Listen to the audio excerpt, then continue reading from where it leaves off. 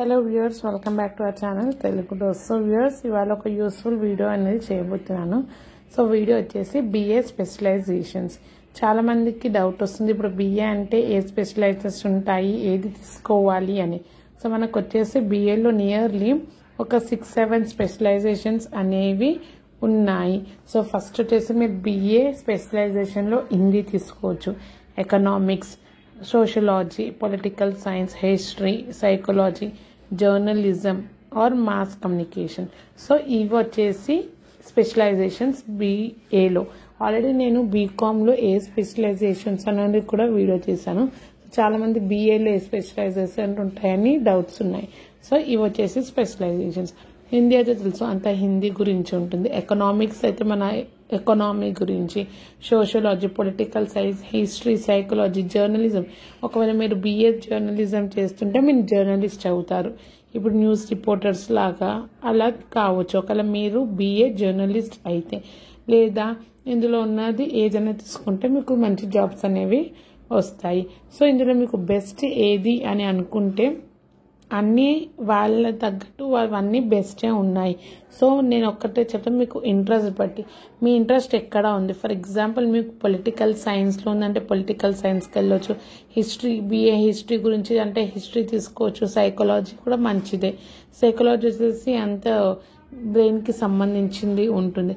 So మీకు ఏది ఈజీగా ఉంటుంది అనుకుంటున్నారో, ఏది మీకు ఇంట్రెస్ట్ ఉందో దాన్ని బట్టి మీరు వెళ్ళవచ్చు.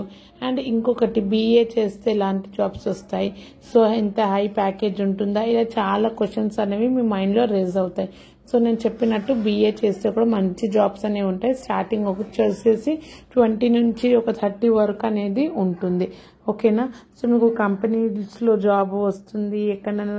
ఎక్కడ ఇప్పుడు సపోజ్ మీకు ఎంఎన్సీస్లో కావాలంటే కూడా మీకు జాబ్ అనేది ఇస్తారు. లేదా మీరు టీచింగ్ ఫీల్డ్కి కూడా రావచ్చు ఒకవేళ బిఏ తోటి. అండ్ ఒకవేళ మీరు లాయర్ చేద్దామంటే సపరేట్ బిఏ చేస్తూ లాయర్ కూడా చేయొచ్చు, ఎల్ఎల్బి కూడా కంటిన్యూ చేయొచ్చు. సో ఇవి వచ్చేసి main and important specializations of BA.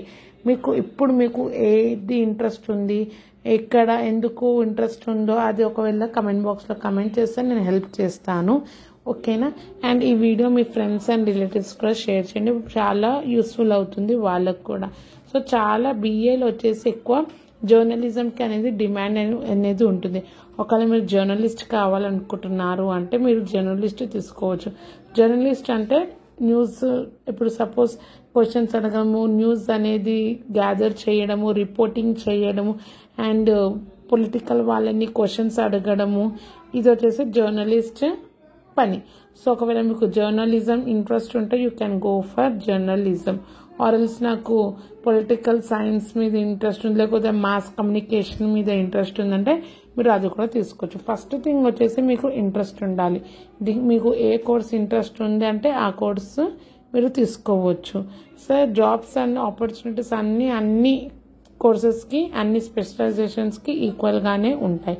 Just go with your interest. So thank you for watching and don't forget to subscribe our channel Telugu Dose and like, share and subscribe our channel.